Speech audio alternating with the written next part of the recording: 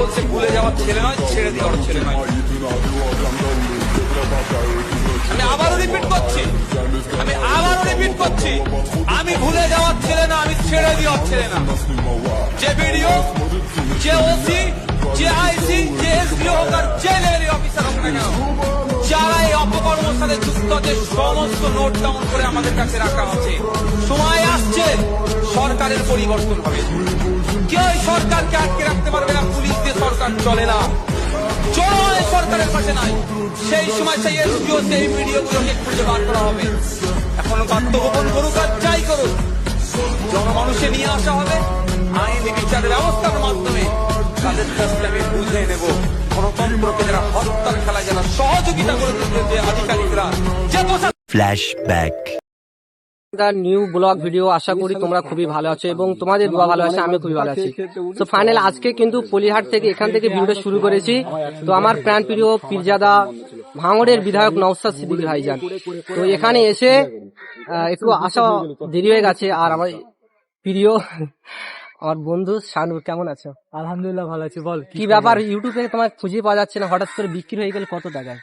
বিক্রি হয়ে গেছি, প্রচুর টাকা দিয়েছে, ঠিক আছে, এত টাকা দিয়েছে যে টাকা গুনতে গুনতে গুনতে গুনতে আমার এতদিন সময় লেগে গেছে। তো সেই কারণে আমি আর ইউটিউবে আসছি না। তো মেন ব্যাপার হচ্ছে সেটা না, মেন ব্যাপার হচ্ছে এই ভোটের টাইমে না, মানে ব্লগ বানাতে গেলে অনেক সময় লাগে, এডিট করতে হয় প্রচুর টাইম। তো সেই কারণে শুধু ভোটে প্রচার করার জন্য জাস্ট শর্ট ভিডিও তুলছিলাম আর ফেসবুকে আপলোড করছিলাম, তাই জন্য ইউটিউব থেকে দূরে ছিলাম। তো আজকে ভাঙড়ে ফার্স্ট টাইম আসছে আমার, আজকে থেকে চালু হলো আমার জার্নি নতুন। তো এইবার কন্টিনিউ ভিডিও পাবে। কি আর বলো তো, মানে আমি যেখানে ভিডিও করতে যাই বলে যে তোমার বন্ধু, তাকে ইউটিউবে দেখা যাচ্ছে কত টাকা বিক্রি হয়ে গেছে, এরকম বলছে অনেকেই। তো সেই জন্য ভাবলাম এই বিষয়টা তোমার কাছ থেকে প্রতিক্রিয়া নেওয়াটা ভালো। যাই বলুক, আমরা ভাইজানের হয়ে লড়বো, কোনো কথা হবে না। কি বলতো, এমন কোন ইউটিউবার নেই যে কেউ বিক্রি হয়নি। তুমি একটা ইউটিউবার দেখাও আমাকে বাদ দিয়ে, প্রায় অংশ প্রায় কিন্তু বিক্রি হয়ে গেছে। এমনকি তুমি বলো না, নিজে মুখে বলো কেউ কটা আছে, আমাকে একটা শুধু নাম বলো যে এটা ভাইজানের হয়ে প্রচার করে। ভাইজানের হয়ে প্রচার করে প্রচুর ছিল, কিন্তু এখন গুনতি কয়েক আছে, সেরকম বেশি নেই। ওই জন্য এই প্রশ্নটা তোমাকে করলাম যে কত টাকা বিক্রি হয়েছে, কিছু মনে করো না। যাই হোক, এটা মানে অনেকদিন পর বন্ধুকে পেয়েছি, তো ওই জন্য একটু আর কি ঠাট্টা হলো। যাই হোক, আর কিছুক্ষণের মধ্যে আমাদের বিধায়ক নওশাদ সিদ্দিকী আসছেন। তো যে যেখান থেকে দেখছো ভিডিওটাকে বেশি বেশি করে শেয়ার করো। তো চলো শেষ পর্যন্ত ভিডিওটা দেখতে থাকো। এখন চেষ্টা করবো, নওশাদ সিদ্দিকী কিন্তু এই মুহূর্তে চলে এসছে।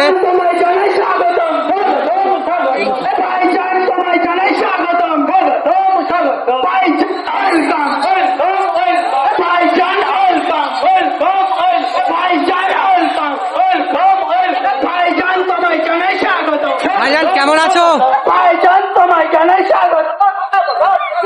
ফাইনালি নওশাদ সিদ্দিকী চলে এসছে। তো দেখাবো, যে যেখান থেকে দেখছো বেশি শেয়ার করো। আর মানুষের যে দেখো, মানুষ মানে নওশাদ সিদ্দিকীকে ছোঁয়ার জন্য মানুষ লাইন দিয়ে যাচ্ছে। এই যে ভাইজানের প্রতি মানুষের ভালোবাসা সারা জীবন এটা থাকবে। আর যাই হোক, ভিডিওটা দেখে দেখো, ভালো লাগবে।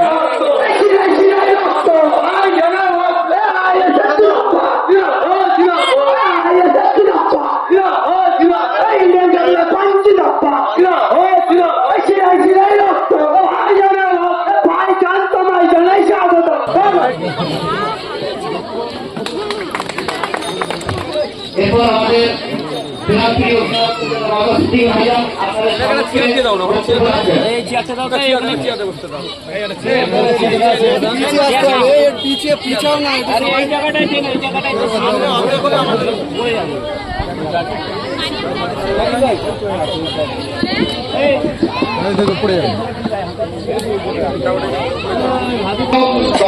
আপনাদের অভাব অভিযোগ শোনার জন্য বিগত 5 বছর ধরে আপনাদের অভাব অভিযোগ শুনে সরকারকে জানিয়েছি, যতটা পেরেছি সমাধান করেছি।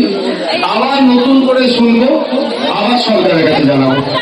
আমি বিরোধী দলের বিধায়ক, আমার কাছে লড়াই করে বার করবো। আমাকে 3.5 কোটি 30 লাখ টাকার কাজ করতে দেয়নি।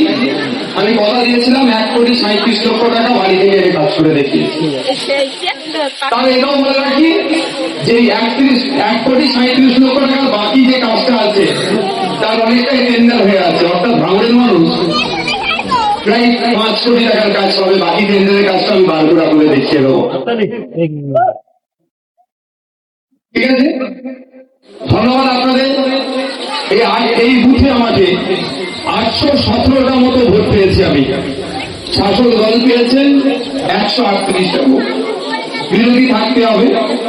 এখানে আমি কথা দিয়ে যাচ্ছি একটা, যারা 138টা ভোট তৃণমূলকে দিয়েছে, ওই 138টা ভোট যদি আমার কাছ থেকে কোনো পরিষেবা নিতে আসে, আমি চোখ কান বন্ধ করে তাদেরকে পরিষেবা দিতে বাধ্য।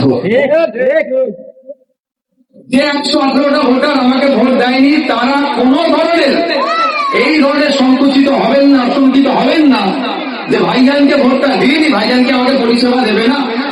আমিও রাজনীতি করি না, আইএসএফ রাজনীতি করে না। আমি আপনাদের এখানে আমাদের পঞ্চায়েত সমিতির সদস্য মাইমুনা দিদি আছে, আমাদের বুথ সভাপতি আছে, আমাদের আরামন বাবু আছে, আপনাদের পুরো দুলছে না, আমাদের অঞ্চল সভাপতি আছে, নেতৃত্ব আছে। আমি কথা দিয়ে যাচ্ছি, এইটা আমাকে আপনারা দ্বিতীয়বারের জন্য নির্বাচিত করে পাঠিয়েছে। একটু একটু আমার কাছে কানার ঘুষা হতো, আমি এখানে কথা দিয়ে যাচ্ছি। মাইমুনা বিবি আমাদের পঞ্চায়েতের সদস্য, নেতৃত্বরা আছে, কে শাসক কে বিরোধী আমি দেখতে যাব না। 30,000 মতো ভোট পেয়েছে বিজেপি ভাঙড় থেকে, 94,000 ভোট পেয়েছে তৃণমূল, 1,26,555টা ভোট পেয়েছে আইএসএফ, আমাদের মির্জা বাবু 510টা ভোট পেয়েছে। পাঁচ জায়গা যে ভোট পেয়েছে আমার কাছে তার মানদণ্ড নয়, আমার কাছে একটাই পরিচয়, ভাঙড়ের মানুষ তাকে একজন বিধায়ক হিসাবে যা পরিষেবা দেওয়া দরকার, সমিতি থেকে যে পরিষেবা পাওয়া দরকার, জেলা পরিষদ থেকে যে পরিষেবা পাওয়া দরকার, পঞ্চায়েত থেকে যে পরিষেবা পাওয়া দরকার, সবটাই আমরা নির্দ্বিধায় প্রোভাইড করব। কে বিজেপি, কে তৃণমূল, কে আইএসএফ, কে জমি রক্ষা কমিটি, এখানে কোনো বিবেচ্য হবে না। ভাঙড়ের ভোটার, ভাঙড়ের মানুষ, এটাই প্রধান বিবেচ্য বিষয় থাকবে। তাই আপনাদের আপনি জানেন, যখন পঞ্চায়েত নির্বাচনের পরে এটা আমাদের জেলা পরিষদ এখানকার, তাই তো আমাদের আইন এসে গেছে, খবরে চলে আসো, এখানকার চেয়ার দিয়ে দাঁড়িয়ে থাকতে পারবে, অসুবিধা হবে তো? এসেছে লাগবে না, চেয়ার লাগবে না, দাঁড়িয়ে অসুবিধা হবে না।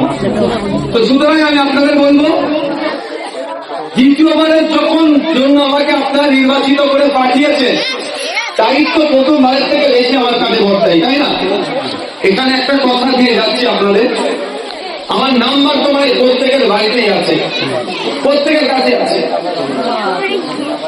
আপনাদের বলে যাই, সে পঞ্চায়েতের সদস্য হোক, জেলা পরিষদের সদস্য হোক, আর যেই হোক, কাজ করার ক্ষেত্রে একটা টাকা যদি ইশারাতেও কেউ, কি বললাম, ইশারাতেও যদি কেউ চায়, নির্দ্বিধায় আমাকে ফোন করবেন। আর যে টাকা চাইবে কাজের জন্য বলবেন, ঠিক আছে তুমি টাকা চাইছো, টাকাটা ভাইজানের হাতে দেবো, আর তোমাকে ভাইজানকে বলবো টাকাটা দিতে। মনে থাকবে তো নাকি? অর্থাৎ একটা টাকার আমরা দুর্নীতি করতে দেবো না। আমার সাথ আপনারা দেবেন, এই দেবেন তো সাথ? একটা টাকার দুর্নীতি এখানে হবে না। ভাঙড়কে আমরা দেখিয়ে দেবো রাজ্যের দরবারে যে ভাঙড় কি ধরনের ইনসাফ করতে পারে, ন্যায় করতে পারে। আমার কাছে প্রচুর ফোন এসেছে, যারা তৃণমূল করত, তারা যারা হিংসা করতো তারাও ভয় পেয়ে ঘর থেকে পালিয়েছে, আর যারা এমনি সাধারণ মানুষ তৃণমূল করতো তারাও ফোন করতে ভয় পাচ্ছে। আমি বলছি নিশ্চিন্তে থাকুন। কে কোথায় বলছে ফোন দান, যে এসে হুমকি দিচ্ছে বলুন আমাকে।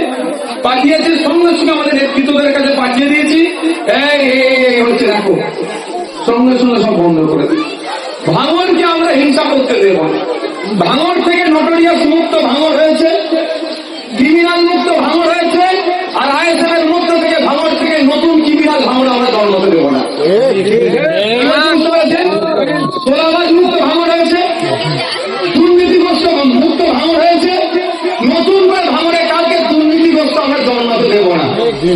কারো যে অসুবিধা আছে, কারো অসুবিধা আছে, আওয়াজ কেন আসতে হচ্ছে তাহলে?